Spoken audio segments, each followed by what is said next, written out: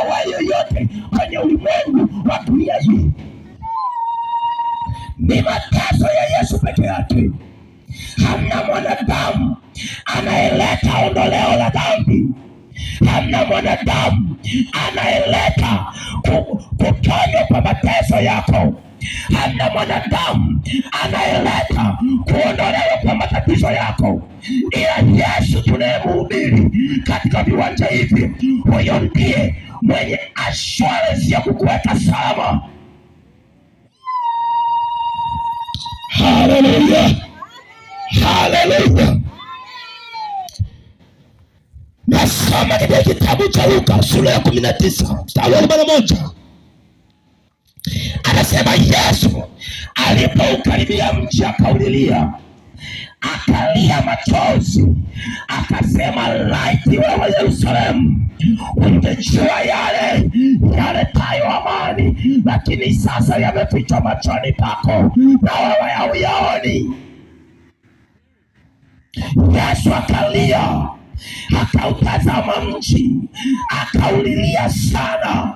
Na leo Yesu anatazama mji wa mipango, anatazama mji wa Dodoma, analia kwa watu wa Dodoma, analia kwa roho zilizoko Dodoma, kwa sababu yale yanayoleta amani yamefichwa kwenye macho ya watu, yamefichwa kwenye macho ya watu, nao hawajui, nao hawatambui, nao wanaenenda kama mbwa, wanaenenda kama watu wasio na akili. Lakini Bwana anataka watu wajue, Bwana anataka watu watambue yale yaliyofichwa, wayaone.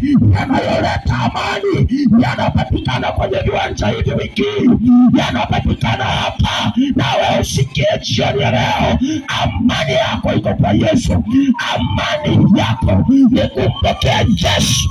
Salama yako ni Yesu. Sema amen. Sema amina. Nasogea. Haleluya, haleluya, haleluya.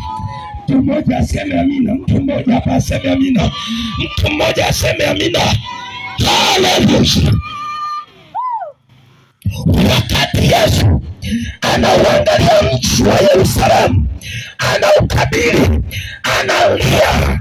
Ulikuwa ni mwaka wa 30 na Yesu analilia mji, anautazama ule mji, anauangalia kwa jicho la kinabii, anaona yanayotokea mbele, anaona yanayokuja, anaona mji utakavyoangamia, anaona mji, anaona watu watakavyoteseka, anaona watoto watakavyokufa, anaona wamama wajawazito watakavyopata shida, anaona vijana watakavyohangaika, anaona wazee watakavyolia. Analia Yesu, anasema laiti ungejua yale yanayoleta amani leo yamefichwa machoni pako, na wewe hauyaoni. Na jioni ya leo Bwana anaangalia maisha yako, anaangalia jinsi utakavyokuja kuteseka, anaangalia jinsi utakavyokuja kulia. Na yeye anasema utambue yanayoleta amani yamefichwa machoni pako. Na jioni ya leo Bwana anataka utambue. Sema haleluya.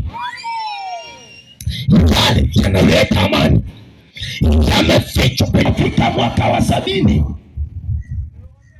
ulipofika mwaka wa 70 mpaka mwaka 30, Yesu anaulilia mji wa Yerusalemu.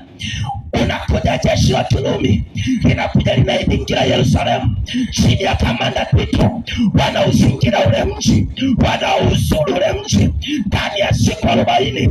Watu wa ndani wako ndani, wanja watoki, wameuzuru mji. Vita ikaanza, njaa ikaanza, Israeli wakalia, Yerusalemu wakalia, wakateseka, wakaishiwa nguvu kwa kukosa chakula, wakaanza kula hadi watoto. Hayo hawakuyatambua. Hakuhitaji badilisha maisha, badilisha maisha. I say badilisha maisha, badilisha maisha yangu. Yesu yuko kukuponya, Yesu yuko kukuganga, yuko kukuweka salama. Haleluya. Watu wanateseka, Watu wanahangaika ni kwa sababu hawajui ya kuijatambua majira. Haya majira ni ya kumjua Mungu, haya majira ni ya kumtumikia Mungu. Ujana huu ni wa kumjua Kristo, ujana huu, uzee huu, umama huu ni kumwabudu Kristo Yesu. Full stop. Hamna zaidi. Unahangaika na nini? Wengine wanasema ya kwamba wanasema Yesu, mbona sasa miaka 2000 hatujawahi kumuona? Miaka 2000 wewe